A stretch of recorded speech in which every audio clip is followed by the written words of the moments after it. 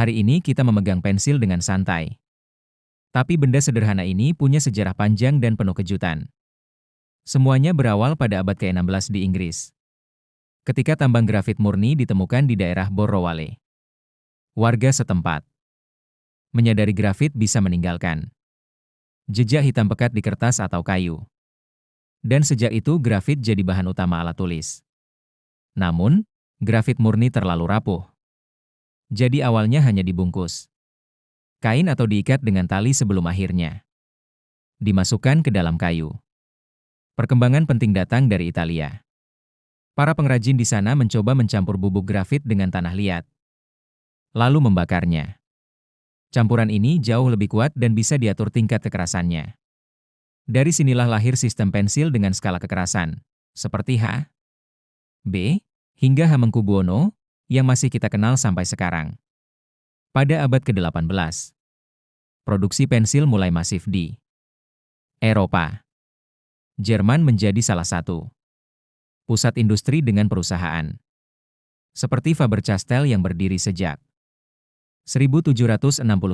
Dari sini, pensil kayu menjadi barang umum, dipakai di sekolah, kantor, hingga studio seni.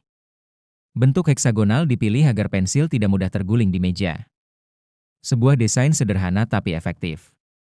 Abad ke-19 membawa inovasi baru, pensil mekanik. Alih-alih diraut, pensil ini menggunakan mekanisme pegas atau ulir untuk mengeluarkan batang grafit. Inovasi ini sangat populer di kalangan arsitek, insinyur, dan penulis yang butuh garis presisi tanpa repot meraut.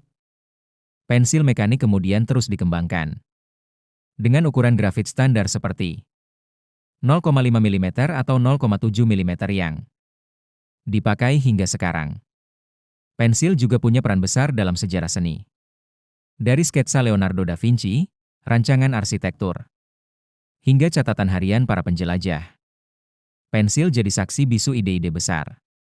Bahkan di era modern, pensil tetap relevan. Murid-murid di seluruh dunia masih belajar menulis dengan pensil. Sementara seniman memanfaatkannya untuk membuat karya realis detail tinggi. Kita sering lupa, pensil adalah simbol fleksibilitas, murah, praktis, bisa dihapus, dan tersedia di mana saja. Dari tambang grafit di Inggris, hingga pensil pintar yang kini digabungkan dengan layar digital. Perjalanan pensil adalah bukti bahwa inovasi kecil bisa bertahan ratusan tahun. Dari kayu sederhana hingga pensil mekanik modern, alat ini membentuk cara manusia belajar, bekerja, dan menciptakan. Sejarah pensil bukan sekadar kisah benda kecil, tapi juga kisah besar tentang kreativitas manusia.